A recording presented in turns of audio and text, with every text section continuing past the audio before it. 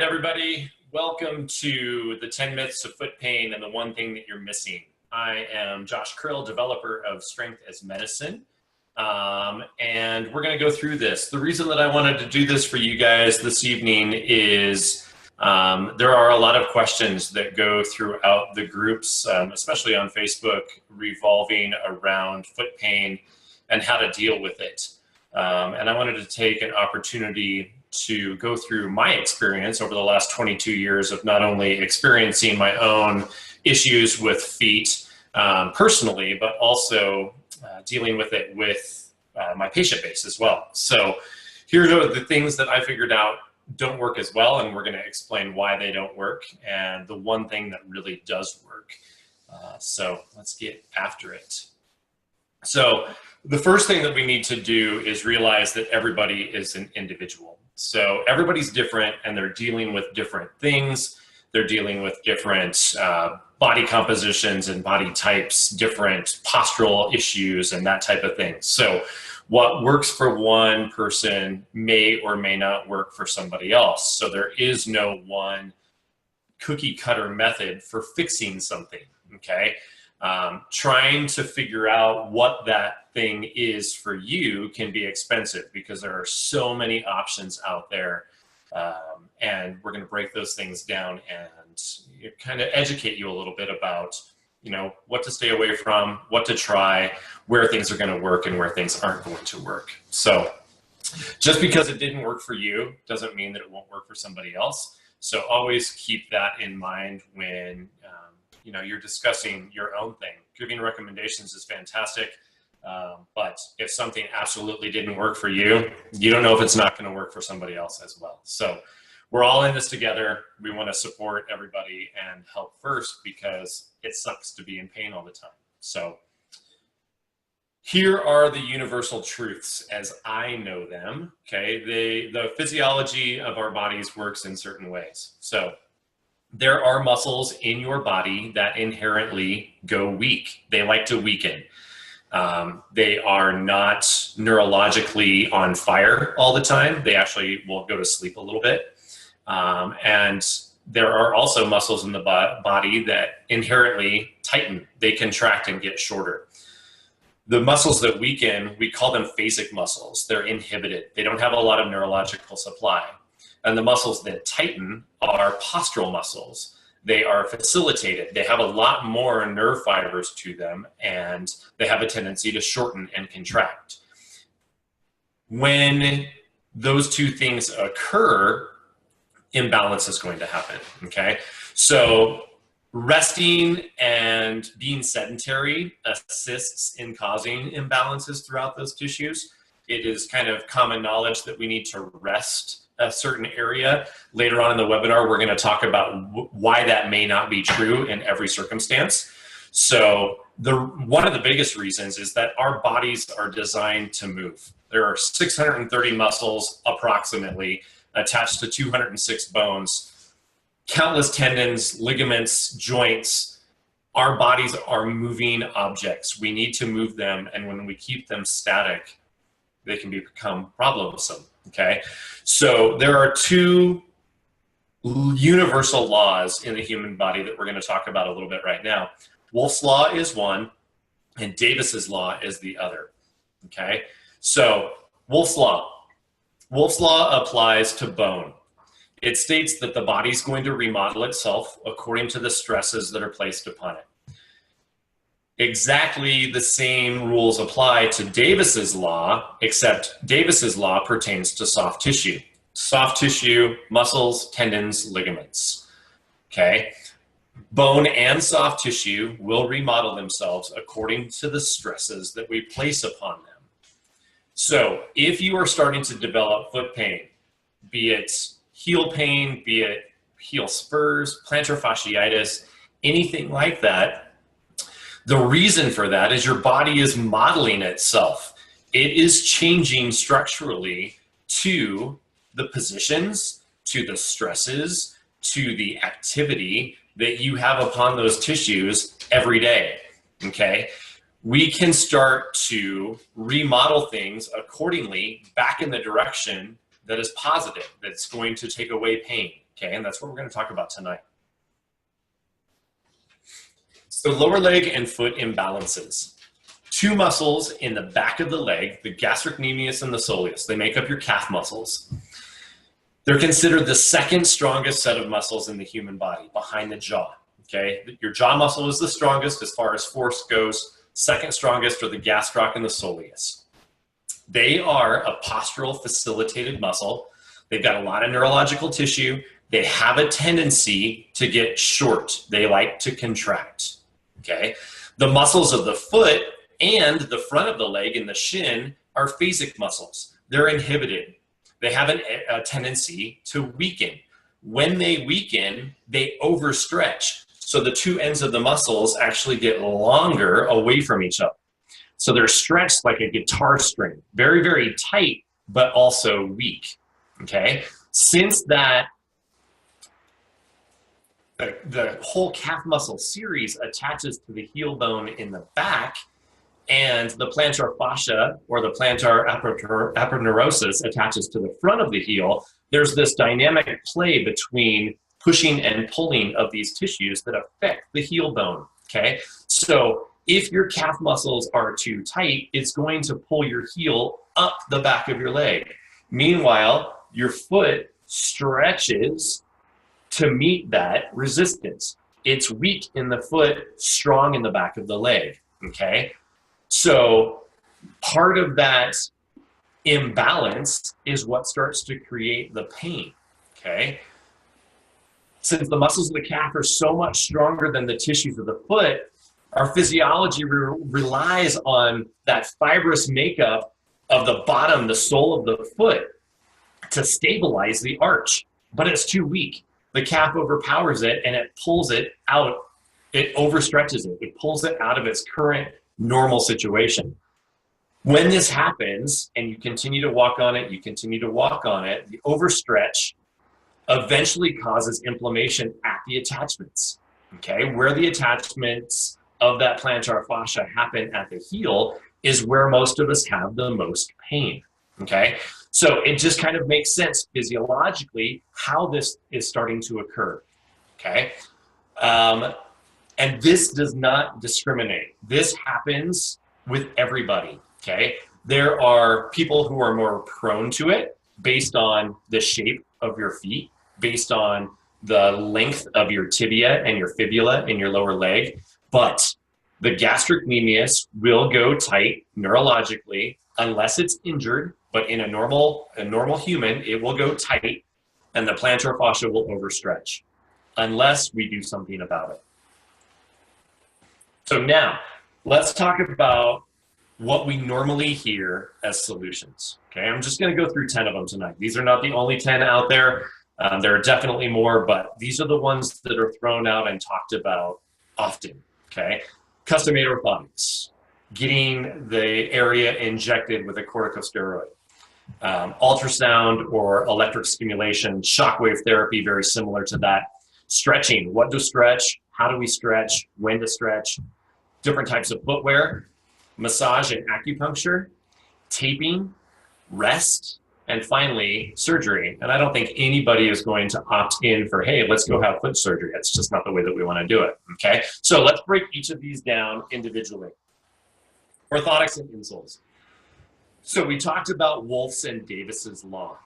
It can take time to model our bodies to the position that you're in right now where you have foot pain. And now you go to the doc, or you go see a physical therapist, or you go see someone, you go to Walmart and you get a set of custom orthotics made. First of all, if you're stepping into the little box that has the foam, it's going to take a picture of how your feet are right now. And the orthotics are going to mold to your feet how they are right now. And if your feet already hurt, it's not going to do anything, okay? If you have a hard custom orthotic built and you put that in your shoe, if you've done that before, you can't even last 24 hours in it. Like your feet hurt so bad. And the reason is Wolff and Davis's law takes time. Orthotics are like a shotgun approach. I'm going to put this arch support underneath of my foot. I'm going to walk on it all the time. And I want my foot to remodel immediately. Neurologically, we can't do that. It takes time to remodel. So orthotics and insoles, if you had this like tiered progression where you could stair step and have a very, very basic approach that you wore for funds, that would make sense to me. But just doing a set of custom orthotics to change the position of the foot and the ankle immediately doesn't work because of Wolff's and David's law. Injections. Using a corticosteroid. So first of all, these are going to work initially because they're designed to decrease inflammation. If your attachment at the heel is inflamed, using a corticosteroid is going to break down some of that inflammation. However, it's not going to fix the problem. The problem is your body has remodeled itself. I'm going to beat a dead horse with this statement tonight, but it's really the way that it is. Your calves are too tight, your feet are too weak. And injecting the area might reduce inflammation, but it's not going to fix the problem. So within weeks, maybe months, if you're lucky, the problem's going to come back, okay? Not only will it come back, but it'll probably come back worse because you've been confident. The pain has decreased a little bit. You've done more on your feet. When that corticosteroid starts to wear off, it becomes a problem, okay? And you might have done even more damage to the bottom of your feet. Next, ultrasound. So anything that we talk about, whether it be ultrasound, electric stim, shockwave therapy, we're going to kind of run through these pretty quick. You're treating the bottom of your feet. These are using different frequencies to put into the tissues so that things relax, okay? If the calf is too tight and the arch of the foot is already overstretched and too long, asking it to relax even more without dealing with the calf first, the calf is going to take all of that length and immediately tighten up even more. It's designed to do that neurologically. So now, if you haven't treated the calf, it's going to pull even more on that heel, overstretching the plantar surface even more because you've just relaxed it, okay? It may feel good temporarily, but it's actually exactly the opposite of what we want to do. Same thing goes with shockwave therapy. Similar techniques, okay? Getting in there, breaking up some of the inflammation, breaking up some of the adhesions. Those ligaments and that fascia in that foot are desperately trying to hold on for dear life. They're trying to do anything that they can to overcome the power of the calf muscles. They can't do it. So in trying to get them to soften and relax even more is just going to facilitate this process faster. Stretching, same thing. When you stretch your feet, you're stretching an already overstretched situation, okay? It's one of those things where we don't want to continue to add length. It's counterintuitive thinking, man, if I just stretch this out, it's going to feel better. But those tissues are already overstretched. They don't need to be stretched anymore. You need to stretch your calves. Footwear.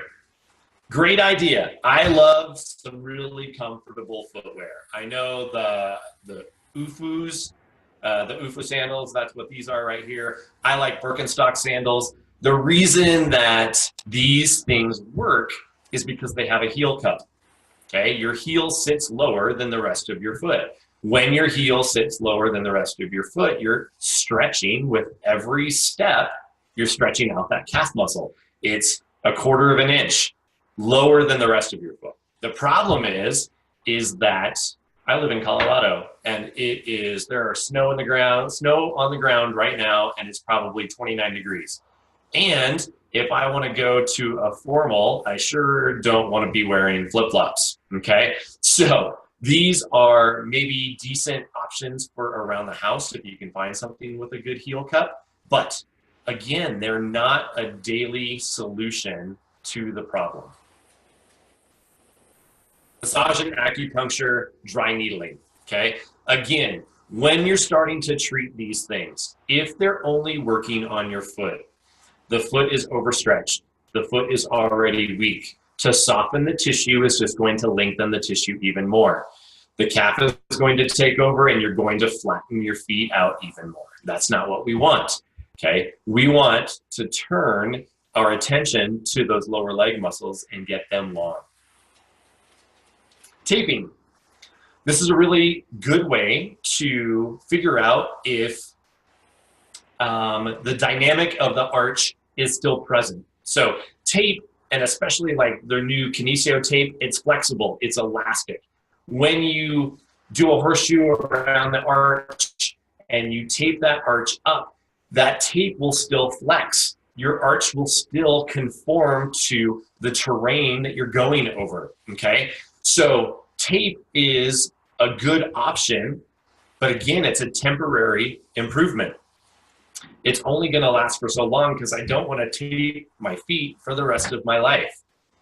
What tape does do is it starts to reorganize and remodel the conditions of Wolff's and Davis's law, slowly, okay? It's different than those hard custom inserts, those hard custom orthotics, because they're like that shotgun blast. Tape is going to allow your foot to continue to flex and move, and it'll start to stimulate neurologically in there because you've got this external sensation. It could be helpful. Again, it's not an end-all, be-all solution. Rest.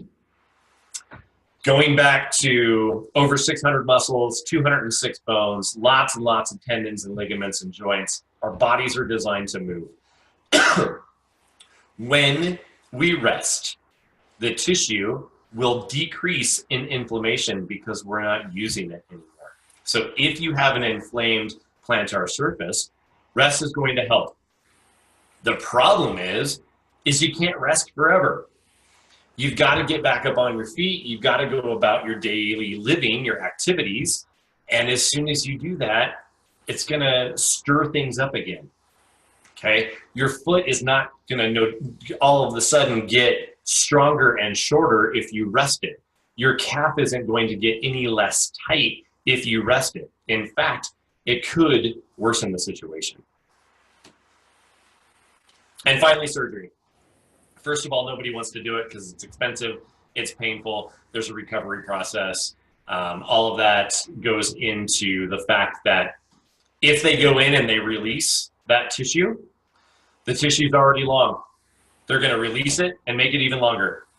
Doesn't make sense. The calf is just going to overpower all over again. Okay? When, after they're done, you have no idea how scar tissue is going to play into that situation.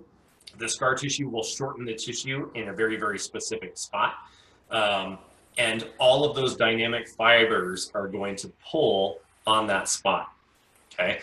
Surgery is not the end all be all. It could absolutely help somebody who is so far in a bad situation where they absolutely have to have surgery. But I think there's another way. So let's talk about that. The one thing that you're missing, strength, okay? Not pumping iron in the gym, not, going out and being able to run a marathon. You're missing functional strength in your foot. We can stretch our calves all day long and we can get them long. And that is one of the first steps. But until we start to turn on the neuromuscular communication between our brain and our feet and start to add some strength in there, it's not going to do anything, okay? We have to strengthen our feet. When we do that, and when we lengthen out the calf, we start to remodel things. Wolff's Law, Davis's Law starts to take over again, and you're remodeling things back to a better position, okay? I don't want to remodel my house by having a hurricane hit it. I would much rather tear down a wall as we can, rebuild things around it. I'm in the process of remodeling my home right now. You don't tear it all down and start over again, okay? You don't cut it in half and start over again. You don't fix a hard stone insert or a hard custom made orthotic inside of your shoe and remodel immediately. You have to be persistent And you have to do this daily, building strength. That's the answer, guys. We create balance by doing that. So you absolutely need to stretch your calf muscles. You absolutely need to strengthen your feet. And you absolutely need to work on this dynamic every day if you want results. Eventually, you're going to get to the point where you don't wake up in pain anymore. Can plantar fasciitis be fixed? Absolutely. I've done it. I've done it to myself. I've done it in a patient base over the last 22 years. Stretching and strengthening take time. It's taken you a long time to get to where you are right now. Wolff's Law, Davis's Law, it's remodeled all of those tissues. It's remodeled bone. Some of you have bone spurs. Some of you just have mad tissue. Everything's inflamed in there. It's taken a while to get there, and the remodeling will also take some time. But you can fix this whole situation on your own. All right, so do me a favor. So the Facebook groups that you guys are involved in that you initially saw my posts, I got kicked out of. They're banned. I'm banned from them. Unfortunately for me and for a lot of people, I really just want to help. I've got a product that I'm going to tell you guys about, but I really just want to get rid of all of the fluff that's out there. There are so many questions about who's done ultrasound therapy, and has massage worked for you, and has custom-made orthotics worked for you, and who's had surgery, and what's the recovery like? It's individualized. It's different for every single person. And people need to say that. People need to say and show what works and what doesn't work, and actually give reasons why. Okay? It's an education process. So do me a favor. If you learned anything tonight on this webinar, go back into those groups and let them know, hey, this was really valid information. I will send you guys the link if you want to post that link. Cool. If not, I'm totally okay with that too. So in the chat down here, I put our website. Okay, so facebook.com, Strength is Medicine, that's my business. We're on Instagram as well at strength_as_medicine. And then I created another Facebook group of plantar fasciitis and foot solutions. Okay, seek that group out. If you want in, send me a request. I'm happy to put you in. If you want to go back to those other groups and say, hey, if you guys really want answers, this guy has them. Like, I'm not the end all be all, but for the last 22 years, this is my experience. I'm just giving you 100% of me. And I would appreciate that, because I actually want people to get better. I don't want to talk about getting better. I want to get better. And that makes action has to happen. Okay. Action has to happen. Diligence has to happen. Every single day you need to work on this stuff. And finally, last but not least, strengthismedicine.com is our website. Here is the link to that plantar fasciitis and foot pain solutions. That's the group. Strength is Medicine is me. And if you are interested in what do I do now? Okay, great information, Josh, but what do I do now? We have a course available for you. If you go to strengthismedicine.com, the foot pain solution, and I will also link it here in the chat. It's a 10-day course that's yours to keep once you've purchased it. You can utilize it anytime, forever. In fact, I encourage you to do it over and over and over a day, every day. When you get done with your 10 days, repeat it. Repeat what works for you, repeat what feels good, and in time, this course is going to remodel for you your feet and your lower leg. Okay? There's 5 days of mobility, stretching, and therapeutic protocols. There's therapeutic flows. It's not yoga by any means, but there are active stretching. I teach you exactly how to do every single technique. There are also 5 days of workouts that are going to help strengthen your hips, help strengthen your feet, help stretch your calves, help strengthen your shin. It's going to balance out all of those tissues. And because you've joined me on the webinar, it's $39 for the next 24 hours. It's cheap, guys. It's cheaper than a copay in the United States. It's cheaper than a pair of sandals that you can't wear out in the snow. And we really, really know that it's way cheaper than surgery. And in 10 days, it might just fix your feet. Okay? I've had experience with it. It works. The whole objective is to stretch what is too tight, strengthen what is too weak. Okay? So, from me to you, thank you very much. I'm going to drop down out of this real fast and grab the link.